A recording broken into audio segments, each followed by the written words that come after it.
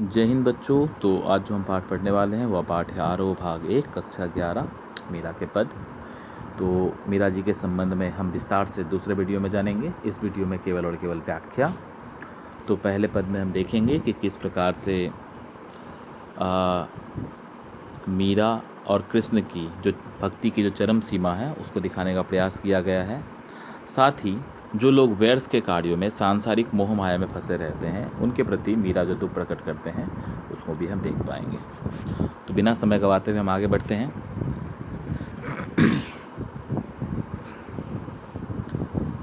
मेरे तो गिरधर गोपाल दूसरो ना कोई, जाके सिर मोर मुकुट मेरो पति सोई। मीराबाई श्री कृष्ण को अपना पति मानती है, अपना सर्वस्व मानती है। तो क्या कहते हैं, मेरे तो गिरिधर, यहाँ पे गिर मतलब पहाड़ और धर मतलब पकड़ना। तो ये कृष्ण को कहा गया है। आप जानते होंगे कि आपने जब भी अगर कोई भी एपिसोड कभी किसी टीवी में देखा होगा कृष्ण जी का, या कोई आपने मूवी देखी होगी, तो आपने देखा होगा कि जब गोकुल निवासियों पर इंद्र का प्रकोप होता है, अर्थात बहुत अधिक आंधी के साथ वर्षा होने लगती है, तो जो श्री कृष्ण हैं वो गोवर्धन पर्वत को अपने कनिष्ठा जो उंगली है, आपको पता होगा 5 उंगली का नाम क्या होता है, अंगूठा, तर्जनी, मध्यमा, अनामिका और कनिष्ठा। तो जो अपना जो कानी, जिसको हम कानी अंगुल भी कहते हैं, जो हमारी सबसे छोटी अंगुल होती है, उससे उन्होंने गोवर्धन पर्वत को उठा लिया था ताकि वो उस प्रकोप से गोकुलवासी को बचा सके। गोपाल क्यों कहा गया, क्योंकि वो गाय को पालते थे। तो मेरे तो गिरधर गोपाल दूसरों ना कोई, जाके वो किसे अपना पति मानती हैं, जिनके सिर पर मोर मुकुट होगा वही इनका पति है। वो दूसरे पद में कहती है, छाड़ी दई कुल की कानी कहा करिए कोई। वो कहती है कि कुल की जो कानी मतलब यहाँ पे मर्यादा होता है, तो जो कुल की मर्यादा है उसको उन्होंने त्याग दिया है, क्योंकि कुल की मर्यादा जो है उनको वो भ्रम महसूस होता है, कुल की मर्यादा को वो ढकोसला मानती है, इसलिए कुल की मर्यादा को उन्होंने छोड़ दिया। और कहती है, छाड़ी दई कुल की कानी कहा करिए कोई, मतलब कोई कुछ भी कहे उससे इन्हें कोई मतलब नहीं है, इन्होंने अपनी कुल की मर्यादा को छोड़ दिया है। संतन ढिग बैठी बैठी लोक लाज खोई। तो मैं फिर से इस दोनों लाइन को जोड़ता हूँ, इस छाड़ी दई कुल की कानी कहा करिए कोई, संतन ढिग बैठी बैठी लोक लाज खोई। तो मीरा क्या करती है, वो संतों के साथ बैठती है, सत्संग करती है, पूजा आराधना करती है, कीर्तन करती है, भजन करती है, और उन्हें लोक लाज का कोई भय नहीं है, क्योंकि लोक लाज को वो क्या मानते हैं, बाहरी दिखावा मानते हैं, सांसारिक दिखावा मानते हैं, सांसारिक सारहीन तत्व मानते हैं, इसीलिए वो इनसे उन्हें कोई मतलब नहीं है। उनका सर्वस्व, जैसे कि मैंने पहले ही कहा, उनका सर्वस्व श्री कृष्ण जी है। तो श्री कृष्ण ही उनके लिए शुरू है और श्री कृष्ण ही उनके लिए अंत है। इसीलिए श्री कृष्ण के अलावा और उनके लिए जो पूरा संसार है, ये एक मात्र जो है मोह माया का जाल है, जिसे वो नहीं मानती। उसके उपरांत वो कहती है, असवन जल सींची सींची प्रेम बेली बोई, अब ता बेली फैल गई आनंद फल होई। वो कहती है कि श्री कृष्ण के वियोग में अपने आंसुओं के जल से, अपने पीड़ा से, अपने त्याग से उन्होंने प्रेम की बेली को बोया है, और अब वो बेल जो है अब वो फैल गया है, और फैल कर अब वो एक आनंद फल हो गया है। अर्थात जो है अब श्री कृष्ण के प्रेम को उन्होंने जो एक बीज रूप में जो बोया था, अब वो फैल गया है और वो एक आनंद फल बन गया है। अब उस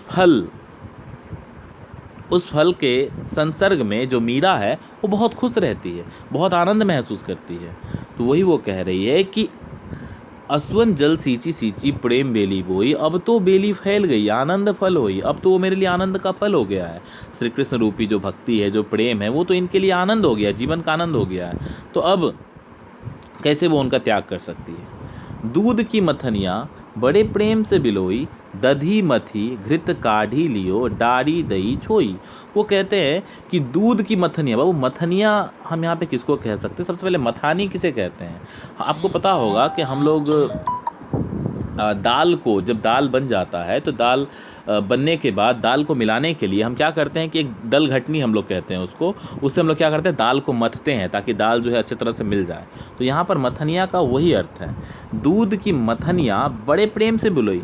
तो वो क्या कहते हैं, दूध यहाँ पर किसके लिए कहा गया है? ये हो सकता है मीरा की जो भक्ति है, जो अन्य भक्ति है, उसके लिए कहा गया है। दूध की मथनिया बड़े प्रेम से बिलोई, दधी मथी, दधी मतलब यहाँ पे दही है, मथी मतलब मथना यानी मिलाना, घृत मतलब घी, ठीक है, काढ़ी मतलब यहाँ पे निकालना, डारी दियो छोई यानी यहाँ पे छोड़ देना, डारी मतलब यहाँ पे क्या होगा, छोड़ देना, ठीक है बाबू। और ये बिलोई का मतलब यहाँ पे क्या होता है, मिलाना। तो वो क्या कहते हैं कि दूध की मथनिया बड़े प्रेम से मिलोई, दूध की मथनिया को उन्होंने बड़े प्रेम से मिलाया और उसके उपरांत दही को मथ करके उसमें से घी निकाल लिया। यहाँ पे घी किस रूप में हम कह सकते हैं, यहाँ पर घी को सांसारिक सार तत्व यानी संसार का जो महत्वपूर्ण तत्व है उसके संबंध में हम कह सकते हैं। संसार के सार तत्व को कहा गया है कि वो संसार में से दधी को मत करके, यानी दधी मान लो यहाँ पे संसार है, दधी को हम संसार मान लेते हैं, और उसमें से जो घी है वो सांसारिक सार तत्व है यानी सकारात्मकता, अच्छी भावनाएं। काढ़ी लियो, डारी दई छोई, छोई का मतलब बाबू यहाँ पर क्या है, छोई का यहाँ पे अर्थ होता है सारहीन तत्व यानी सांसारिक मोह माया। हम कह सकते हैं लोभ, क्रोध, काम, क्रोध, मद, मोह, भंग, जो भी हम कह सकते हैं। तो यहाँ पर छोई का अर्थ क्या है, सांसारिक सार तत्व, और घृत का सांसारिक सारहीन तत्व छोई का मतलब है। छोई यहाँ पे छाछ के लिए यूज हुआ है, यानी दही को मत के उन्होंने घी निकाल लिया है और छाछ को छोड़ दिया है। तो छाछ यहाँ पे किस रूप में लिया गया है, सांसारिक सारहीन तत्व यानी जिसका कोई सार नहीं है, जिसका कोई महत्व नहीं है। और घृत यहाँ पे किस रूप में लिया गया है, सांसारिक सार तत्व यानी संसार में जिन चीज़ों को महत्व देना चाहिए, जैसे मीरा के अनुसार भक्ति और प्रेम को महत्व देना चाहिए।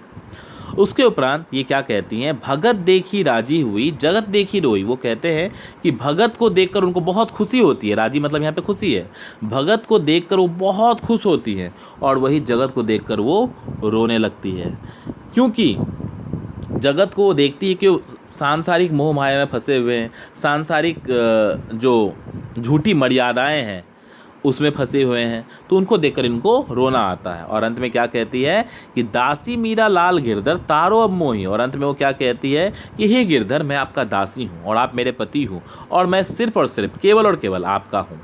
तो अगर हम इस पूरे सारांश रूप में जाने तो अब इसका सारांश क्या होगा कि मीराबाई क्या कहती हैं कि हे मेरे गिरधर गोपाल दूसरे नहीं हो सकते, मेरे गिरधर गोपाल वही हैं जो मोर मुकुट धारण किए हुए हैं, वही मेरे पति हैं। मैंने उनके लिए सारी कुल की मर्यादा को छोड़ दिया है, चाहे कोई कुछ भी कहे। मैं संतों के साथ बैठ के सत्संग करती हूँ, संतों के साथ बैठ कर मैं कीर्तन करती हूँ। मुझे इस ढकोसला जो मर्यादा है, जो कुल है, इसका मुझे कोई भय नहीं है, और इसीलिए मुझे लोक लाज से कोई मतलब नहीं है। वो कहती है कि मैं अपने आंसुओं के जल से सींच कर मैंने प्रेम रूपी जो बेली को बोया हुआ है, और अब वो जो बेली है यानी वो फैल गया है, अर्थात उन्होंने जब अपने प्रेम को बोया था बीज रूप में, अब वो बड़ा हो गया है और अब वो आनंद फल हो गया है। दूध की मथनियाँ, दूध के मथनियों को बड़े प्रेम से मिलाते हैं, और उसके उपरांत क्या करते हैं, दही जिसको यहाँ पे संसार हम कह सकते हैं, वहाँ से घी निकाल लिया है। घी का तात्पर्य यहाँ पर हम कह सकते हैं सांसारिक सार तत्व, और छाछ को छोड़ दिया है। छाछ यहाँ पर सांसारिक सारहीन तत्वों के लिए कहा गया है। भगत को देखकर वो खुश होती है और जगत को देखकर रोती है, क्योंकि जगत मोह माया के चक्कर में फंसे हुए हैं। और इस प्रकार से वो गिरधर को कहती है कि मैं आपका दासी हूँ और आप केवल और केवल मेरे हो। दूसरे पद में बाबू क्या कहा गया है, यहाँ देख सकते हो। दूसरे पद में प्रेम रस में डूबी हुई मीरा सभी रीति रिवाजों और बंधनों से मुक्त होने और गिरधर के स्नेह के कारण अमर होने की बात कर रही है।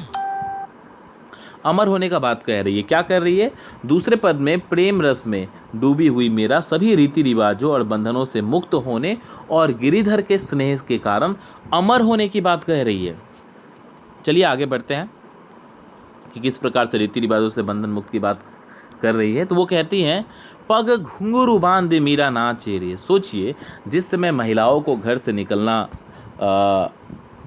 नहीं होता था, जिस समय महिलाओं को घर से निकलने की आज्ञा नहीं थी, जिस समय महिलाओं को पर पढ़ाए मर्दों के पास जाने की आज्ञा नहीं थी, जिस समय महिलाओं को मंदिरों में जाकर सत्संग करने की आज्ञा नहीं थी, जिस समय महिलाओं को घर के चार दीवारी में ही रहकर अपने कार्यों को करने की केवल आज्ञा थी। और उस समय मीराबाई क्या करती है, अपने पग यानी पैरों में घुंघरू को बांधकर और फिर मंदिरों में नाचती है, सत्संग करती है, कीर्तन करती है।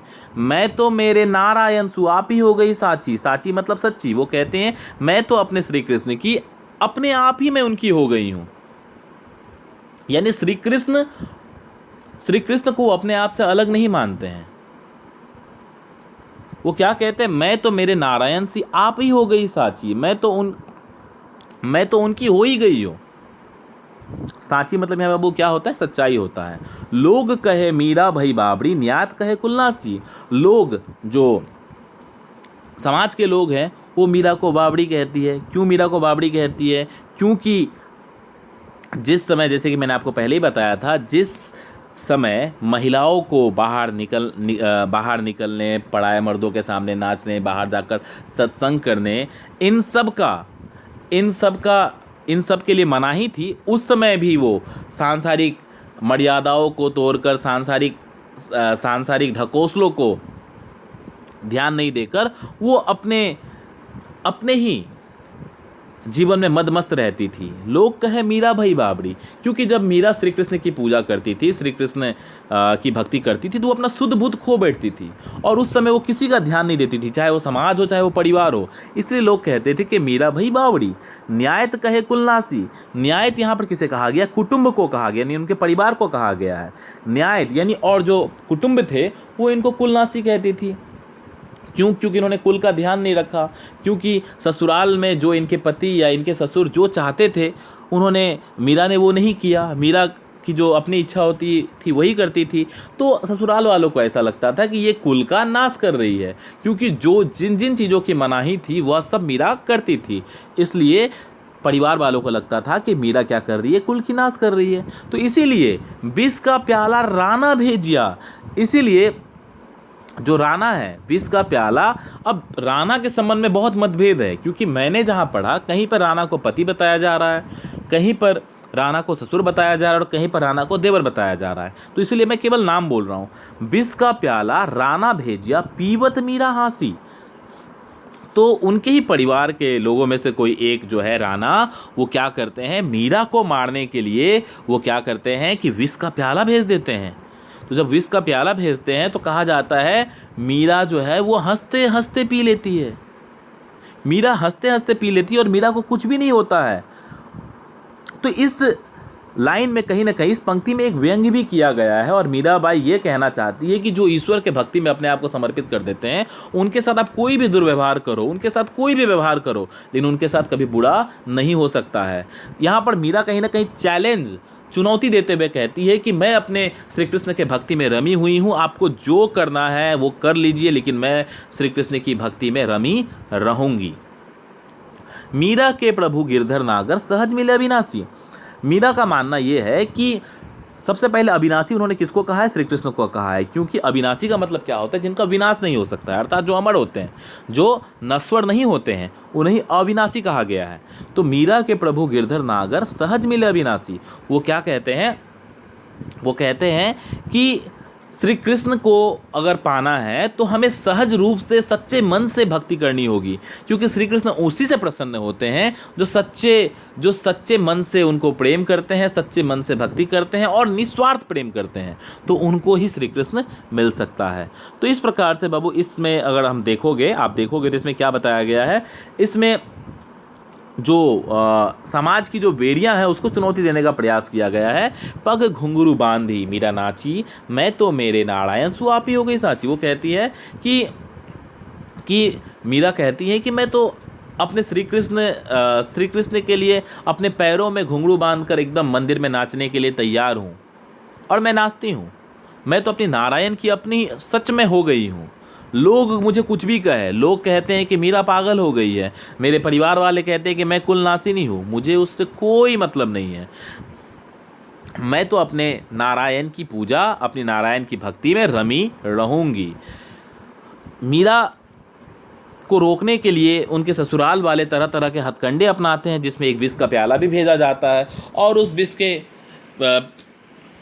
प्याले को ये हंसते हंसते पी जाती है और इन्हें कुछ भी नहीं होता है, इनका कुछ भी नहीं बिगड़ता है। तो यहाँ पर जो व्यंग्य था उसके बारे में मैंने पहले बता दिया है। तो इस प्रकार से मीरा के प्रभु गिरधर नागर जो है वो सहज ही मिलेंगे, वो सच्चे मन से भक्ति करने से, सच्चे मन से प्रेम करने से, निस्वार्थ प्रेम करने से ज़रूर मिल जाएंगे। तो बच्चों, आशा करता हूँ कि आपको समझ में आया होगा। मैंने प्रयास किया है कि मैं एक एक पंक्ति को, एक एक लाइन को अच्छे से समझाऊँ। फिर भी बच्चों, अगर कोई भी समस्या हो तो ज़रूर मुझे कमेंट करें। और मैं अपने सारे छात्रों को कहना चाहता हूँ, अपने 11वीं के छात्रों के, कि वो मुझे कॉल कर सकते हैं और कोई भी समस्या हो तो मैं ज़रूर उनको बताऊँगा। धन्यवाद बच्चों।